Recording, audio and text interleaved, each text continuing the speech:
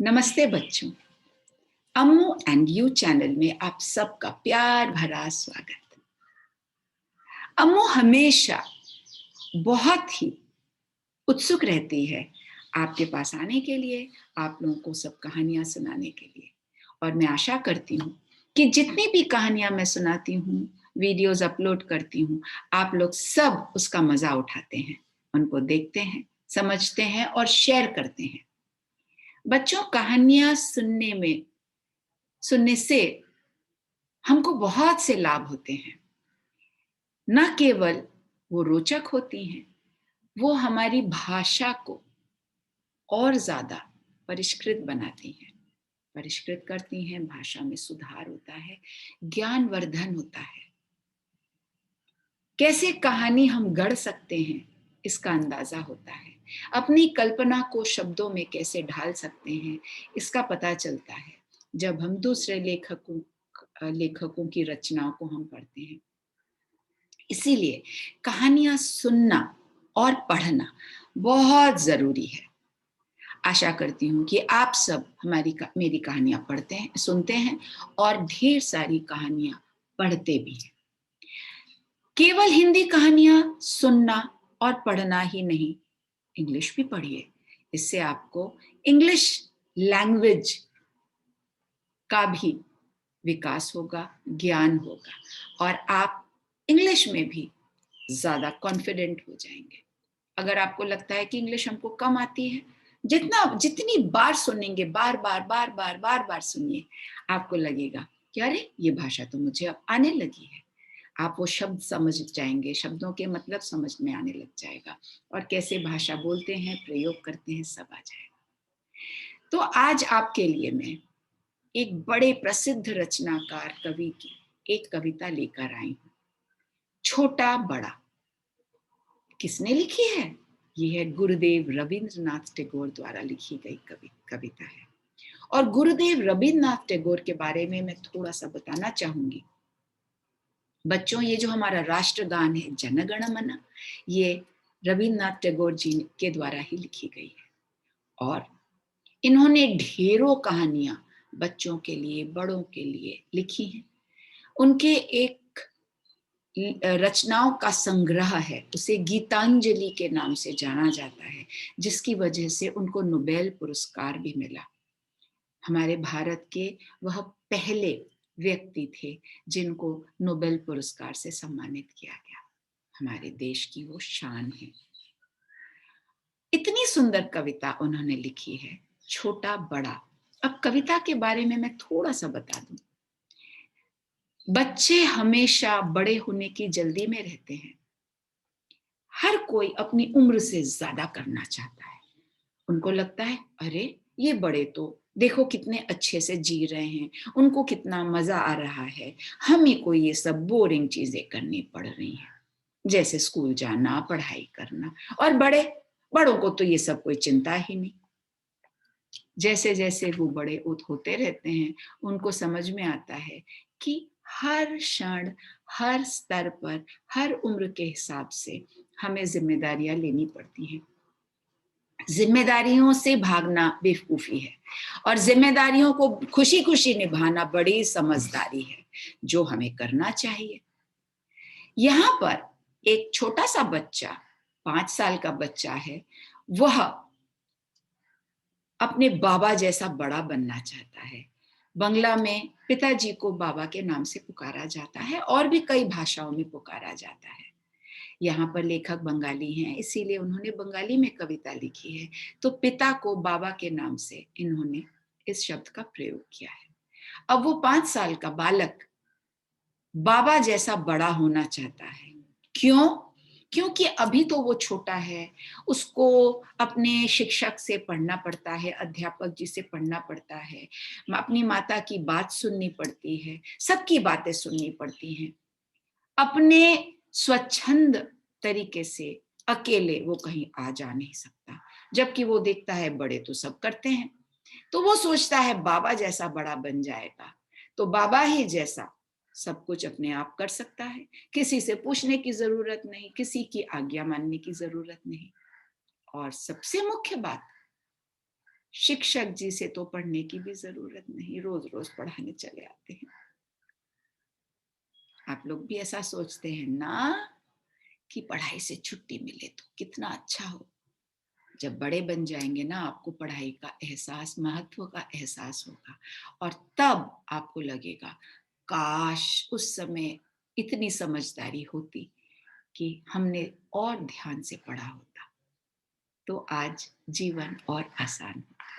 शिक्षा हमेशा हमारे जीवन को समृद्ध बनाती है।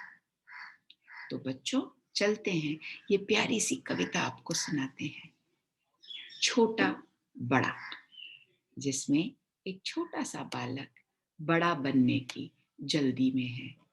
उसकी इच्छा की उड़ान को देखिए, समझिए, और आपको लगेगा ये क्या आप ही बोल रहे हैं। छोटा बड़ा,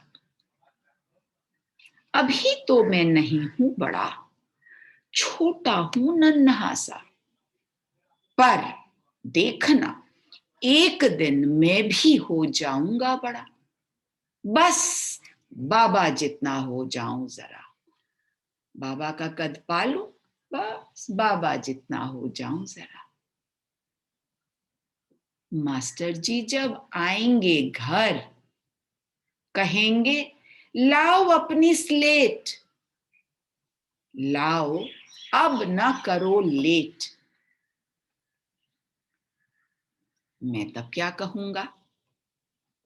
कहूंगा तब मैं, पढ़ने को न बोलो इतना, बड़ा हो गया हूं मैं भी अपने बाबा जितना।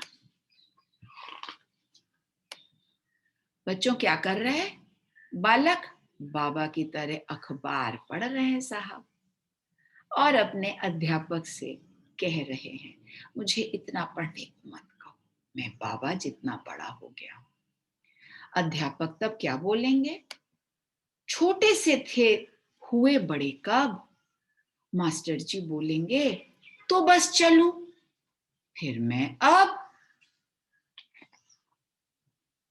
घर से निकलूं मैं सज धज, मेले में है खूब जमघट, दौड़े भागे आएंगे मामा, हाथ बढ़ाकर बोलेंगे ओ जाना।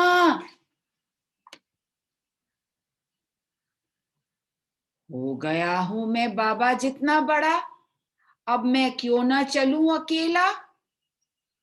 मामा बोले अरे भाई हाँ, खोका जो बोले उसे मैं कैसे करूं ना। खोका मतलब बेटा, बच्चा, बंगला में उसे खोका कहते हैं। जब मैं दूंगा आया को पैसा, खोल कर ताला अपने आप, माँ आएगी करके स्नान, देख कर होगी मुझे हैरान। बोलेगी माँ अरे अरे ये क्या नटखट नादान। मैं बोलूं मैं बांटू तनख्वाह, देखो मैं हो गया हूं बाबा जितना बड़ा। मन ही मन बोलेगी माँ मेरा बेटा हो गया बड़ा, चाहे जिसको बांटे पैसा। पूजा की छुट्टी आएगी जब, शहर से आएंगे बाबा तब, और सोचेंगे मन ही मन बेटा है मेरा छोटा सा, लाएंगे वे कपड़े जूते बच्चों वाले छोटे छोटे। फिर बोलेंगे भाई पहनो जरा, पर मैं तो हो गया हूं आपसा बड़ा। ऐसा बच्चा बोलेगा। खुश होकर सोचेंगे बाबा खरीद सकता है अपने आप, बड़ा हो गया है बेटा अब। चल पड़ा बेटा बाजार, और इस तरह से चलने को उसने कहाँ सीखा? ऐसा चलना उसने अपने बाबा को देखकर सीखा।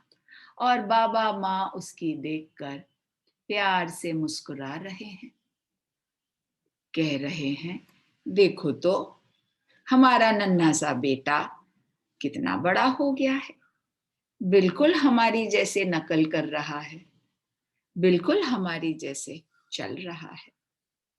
और माता पिता दोनों खुशी से झूम उठेंगे। बच्चों, ऐसे हम सब कल्पना करते हैं, हम सब सोचते हैं जल्दी से बड़े हो जाएं, बड़े होंगे तो ये करेंगे, बड़े होंगे तो वो करेंगे। ऐसा सोचना बहुत अच्छा है, लेकिन शायद उससे भी अच्छा ये है कि अभी वर्तमान में हम जो हैं, इस वर्तमान को भरपूर कर जिए, जो हमें करना चाहिए पूरे मनोयोग से करें, और तब भविष्य के लिए सपने बुने। भविष्य का सपना सबको देखना चाहिए, लेकिन उस भविष्य का सपना तभी साकार कर पाएंगे जब हम आज वर्तमान को सुंदर बनाएंगे। और वर्तमान सुंदर कैसा होगा, कैसे होगा? वर्तमान के साथ पूरी सच्चाई से, ईमानदारी के साथ बर्ताव करके। कैसे? अगर हम विद्यार्थी हैं तो एक श्रेष्ठ विद्यार्थी बनकर हम वर्तमान के साथ खुश रह सकते हैं। एक श्रेष्ठ बच्चे बनकर अपने जीवन को खुशियों से भर सकते हैं, और शिक्षा से अपने ज्ञान को बढ़ाकर अपने जीवन को आनंद से भर सकते हैं, क्योंकि शिक्षा ही एकमात्र जरिया है हमारे ज्ञान वर्धन का। जितना ज्ञान का खजाना बड़ा होगा, उतना ही हमारे पास सपना देखने को विशाल विशाल विशाल आसमान जैसा स्थान होगा, हमारी सोच होगी। और ये हम तभी कर पाएंगे जब हम उसके लिए पूरी तरह से तैयार रहेंगे। तो बच्चों, ये तो एक 5 साल के बच्चे की कल्पना शक्ति थी। आप सब, जैसा मैं हमेशा कहती हूँ, कहानियों से, कविताओं से, इन बड़े बड़े लेखकों से सीखिए। आज ये कविता, इतनी सुंदर कविता, कहानियां इसीलिए लिख पा रहे हैं क्योंकि इन्होंने अपनी शिक्षा बहुत अच्छी तरह से हासिल की है।